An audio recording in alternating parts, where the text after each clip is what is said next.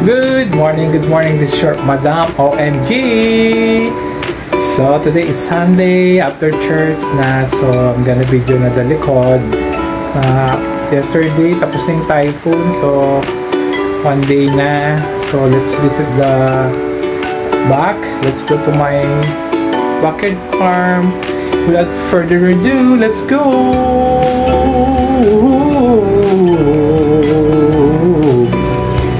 So sa Pinas, pag walang ulan, ayan na, sumikat na si Aura, masyado nang mainit. So labas na tayo.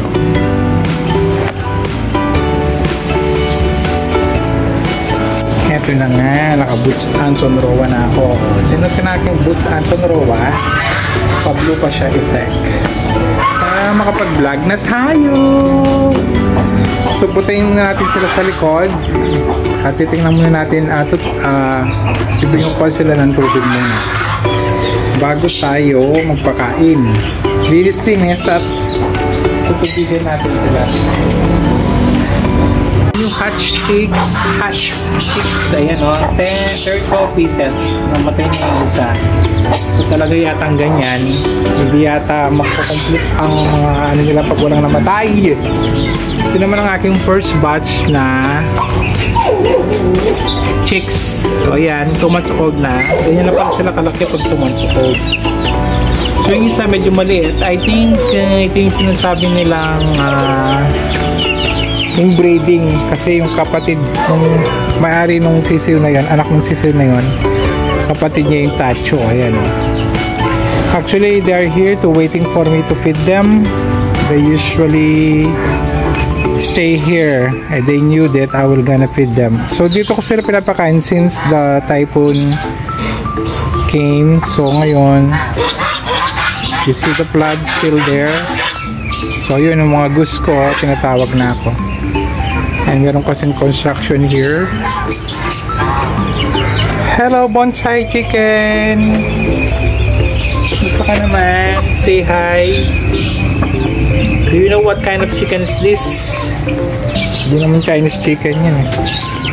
So ayan ang maingay. Hello! This is mixed breed, native and Brahma, according sa binili ko.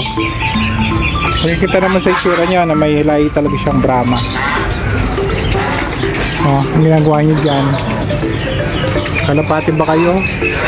What's that? There's a water. Ayun, maputi, as usual. Yung puting bibe, nagmukha ng gusgusin. What are you doing there? Kunyeta, may... Sorry. May bibi akong sa baba, yung 2 months old. Ano sana niya sa putik. Let's go down for a while. Ito ang aking breeder na tacho. Ito yung kapatid niya. Hindi pa siya nangangasta.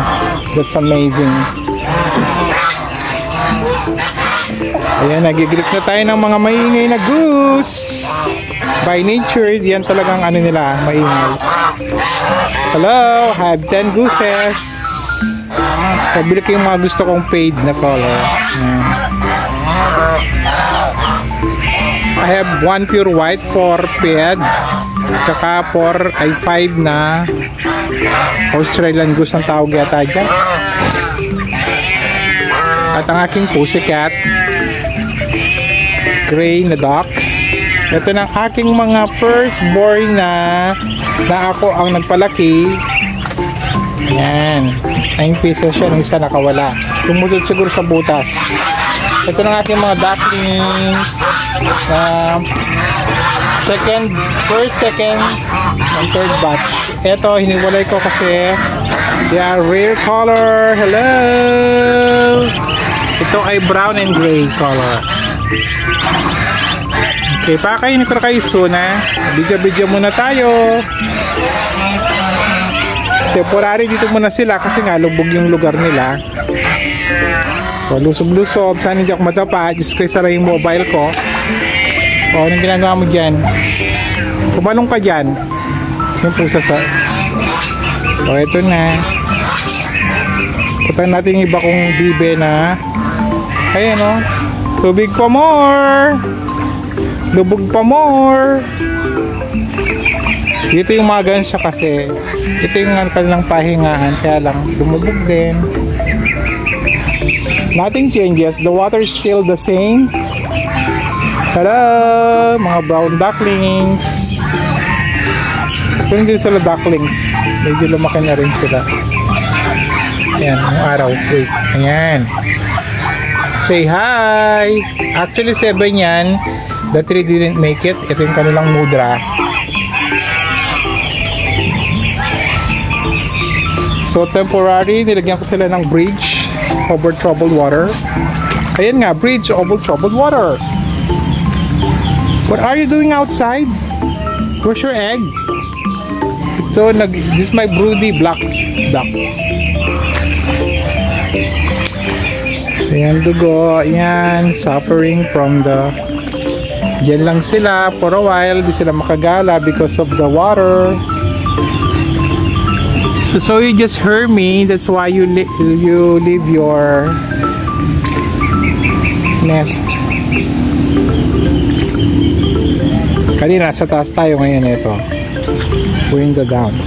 See, it's so muddy. See? Ganyang kabutik. Buiset. Papa OMG!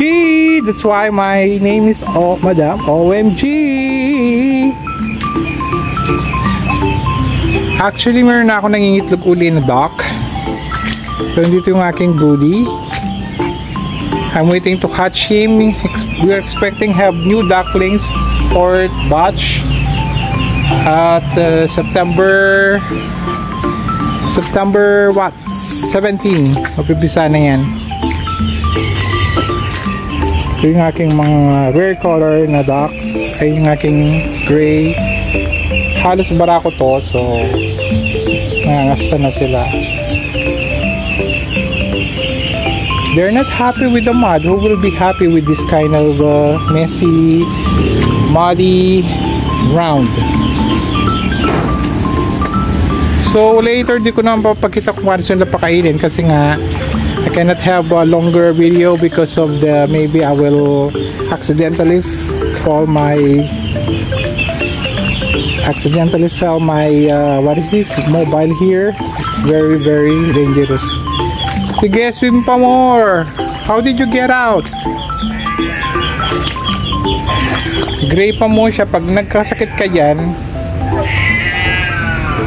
So I think the water is already full. So let's go. Don't worry, papakainin ko na kayo. Nag-video mo nang yung lola. I'll be back soon.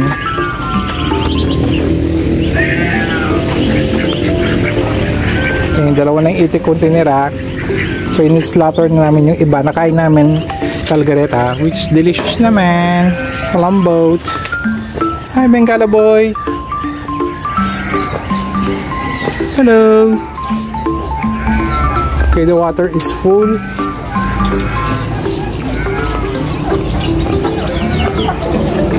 So this is your Madam OMG. Please subscribe to my channel. Spread love, not hate. The dog is interrupting. Bye.